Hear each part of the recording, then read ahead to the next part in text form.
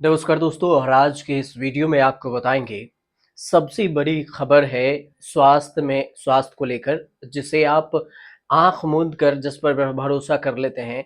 कुछ ऐसी दवाई है जिसको टेस्ट में फेल हो गया है। टेस्ट में फेल होने का मतलब होता है क्वालिटी टेस्ट में, कि जिसकी क्वालिटी 100% होनी चाहिए वो 90%। मतलब इसमें भी कुछ ना कुछ मिलावट है, झोल है। इसमें से पैरासिटामोल, सुगर समेत 50 से ज्यादा मेडिसिन क्वालिटी में फेल हो गई है।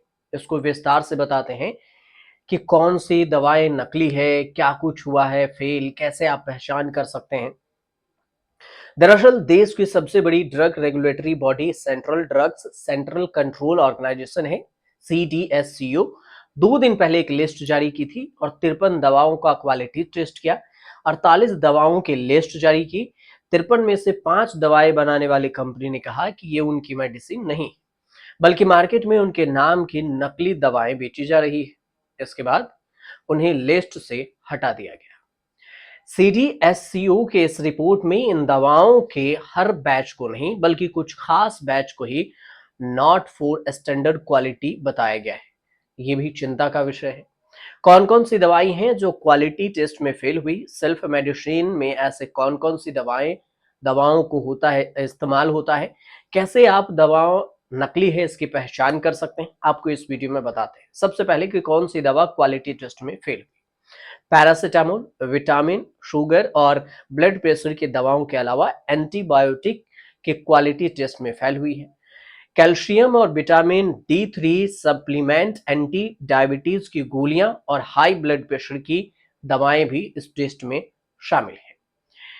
CDSCO ने इन दवाओं को बैन करने की बात कही है और लिस्ट तैयार किया है, जिसमें एंजाइटी में इस्तेमाल की जाने वाली क्लोनाजेपाम टैबलेट भी है और दर्द निवारक है डिक्लोफेनेक। सांस लेने की बीमारी के लिए इस्तेमाल होने वाली एम्ब्रोक्सोसेल है और एंटी फंगल फ्लूगोनाजोल है। Anti fluconazole. कुछ मल्टीविटामिन है जो कैल्शियम की गोलियां भी हैं।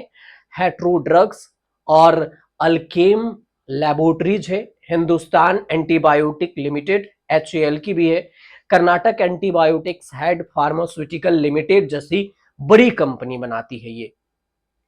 कौन कौन सी कंपनियां दवा तैयार करती है वो देख लीजिए आप, कि बैक्टीरियल दवा जो है वो कैलवाम 625 को अल्क्लेम हेल्थ साइंस जो है इस नाम की कंपनी बनाती है। दक्षिण सिक्किम के नामथांगा में इसका प्रोडक्शन होता है और इसके बैच नंबर 2344 3940 को नकली पाया गया है। कैल्शियम और विटामिन डी सप्लीमेंट शेलकल को pure and cure health care company बनाती है। इस दवा के एक खास बैच को गुणवत्ता के परे पाया गया और ये दवा हरिद्वार यूनिट में तैयार होती है। बहुत ज्यादा इस्तेमाल होने वाली एक दवा है पैंडी।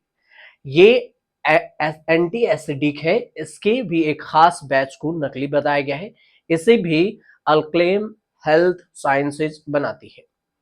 कर्नाटका की एंटीबायोटिक एंड फार्मास्यूटिकल लिमिटेड की पैरासिटामोल टैबलेट का एक बैच भी इस रिपोर्ट में शामिल है। कई और कंपनियों के भी पैरासिटामोल टैबलेट हैं जो नकली पाए गए हैं।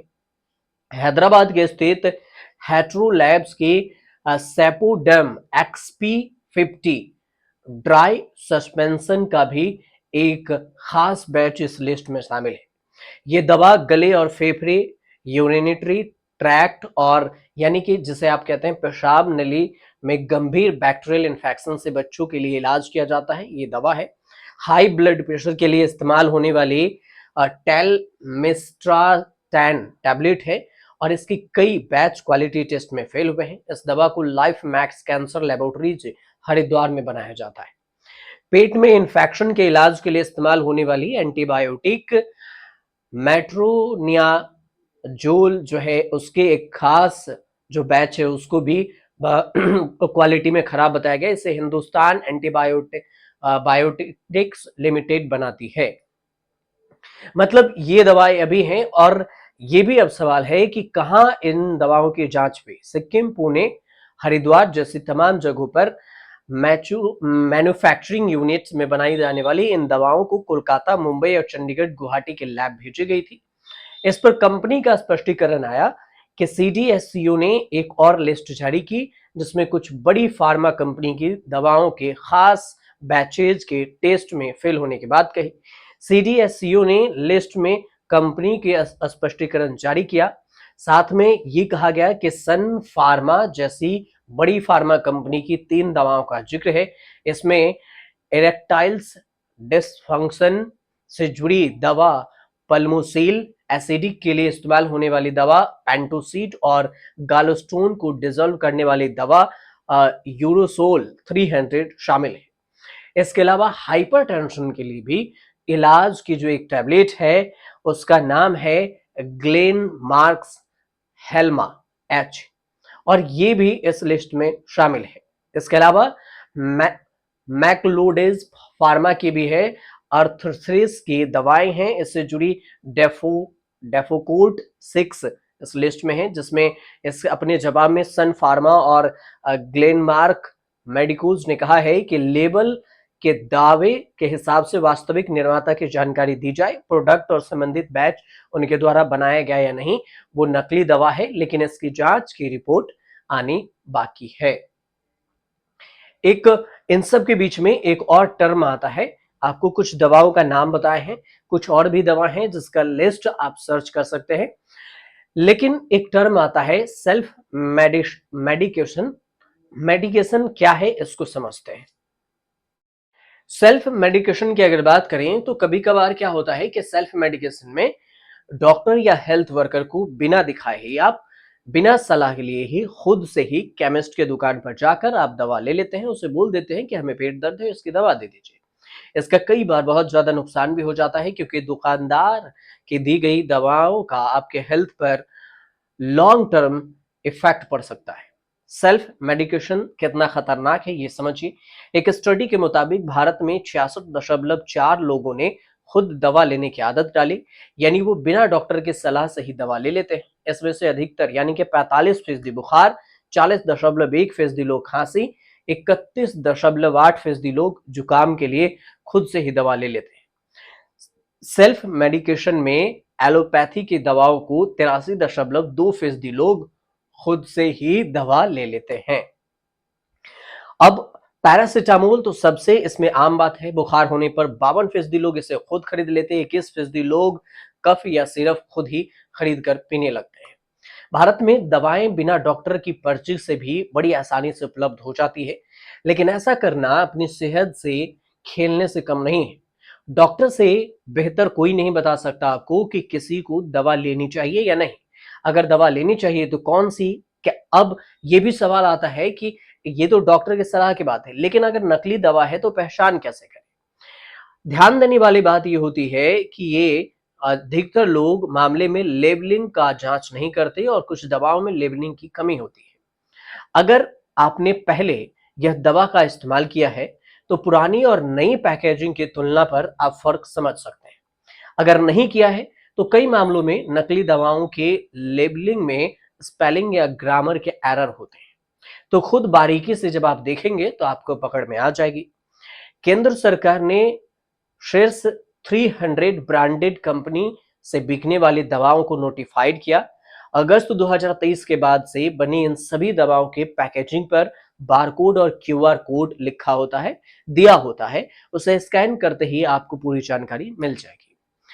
केमिस्ट से दवाइयां खरीदते समय उनके सीलिंग और पैकेजिंग को आप अच्छी तरह जांच लें। कभी कभी नकली दवाएं साइज, शेप और कलर के कुछ अलग दिखती हैं। अगर आपने ऑनलाइन दवाएं खरीदी हैं तो दवाएं खरीदने के बाद आप अपने उन्हें डॉक्टर को जरूर दिखाएं कि क्या ये दवा सही है या फिर नहीं। एक जानकारी और आपको बता दें कि जून 2023 में भारत में ऐसी दवाओं को बैन कर दिया गया था जिसमें पैरासिटामोल भी शामिल था, लेकिन आज भी यहाँ के ज्यादातर घरों में फर्स्ट एंड बॉक्स में यह दवा पहले उपलब्ध होती है। नकली दवाओं की पहचान के लिए मैंने आपको पहले ही कुछ चीजें बताई हैं कि आप ऐसे लेबलिंग से चेक कर सकते हैं, स्पेलिंग या ग्रामर मिस्टेक से चेक कर सकते हैं। दवाओं को खरीदते हुए आप इस चीज का बेहद ही ध्यान रखें। इसके अलावा जो बात होती है कि 2023 के बाद जो दवाओं पर पैकेजिंग पर बार कोड की बात कही गई थी, क्यूआर कोड, उसे स्कैन जब आप करेंगे तो नकली दवा जो होगी उस पर स्कैन करने पर कुछ भी नहीं दिखेगा स्कैनर पर, लेकिन असली दवा पर तुरंत रिस्पॉन्स मिल जाएगा। इस बात का भी ध्यान रखें कि दवाएं खरीदते समय सुनिश्चित कर लें कि सीलिंग सही है या फिर नहीं है। एक्सपर्ट का सुझाव जरूर लें। हमेशा से अच्छी दुकान से ही दवा खरीदना चाहिए। खाने से पहले हमेशा दवा खाएं तो डॉक्टर से सलाह जरूर ले लें। कुछ दवाएं हैं जिसका नाम हमने बताया है, लेकिन इसमें बैच नंबर जरूर चेक कर लें कि इस बैच के जो संख्या है वो बैन है या नहीं। आपको वेबसाइट पर भी मिल जाएगा। इसके अलावा अगर आप चाहते हैं कि कोई ऐसी दवा है जिसको लेकर आपको समझ में नहीं आ रही है कि ये बैन है या नहीं, 53 दवाओं की लिस्ट है, कमेंट कर आप हमें बता सकते हैं, हम आपकी मदद जरूर करेंगे। साथ ही अगर ऐसी कोई भी समस्या है जिसमें मेडिसिन या इसमें डिफिकल्टी है, कि आपको लगता है कि ये चीज़ें नहीं होनी चाहिए और ये है, उस मेडिसिन में कोई कन्फ्यूजन है या कोई शिकायत है, तो आप हमें सीधे कमेंट कर बता सकते हैं। हम उस पूरी का स्टोरी को खबर के तौर पर जरूर बनाएंगे, ताकि उस क्षेत्र के मेडिसिन या फिर जो भी डॉक्टर हैं, अगर कोई ऐसी नकली दवा या फिर लिखता है या फिर बेचता है, तो उस पर कानूनी कार्रवाई हो सके। ये मैं आपसे गारंटी ले सकता हूँ। अगर ये जानकारी आपको सही लगी तो चैनल को सब्सक्राइब कर लीजिएगा और शेयर भी कर दीजिएगा, ताकि लोगों तक सही जानकारी पहुंच सके।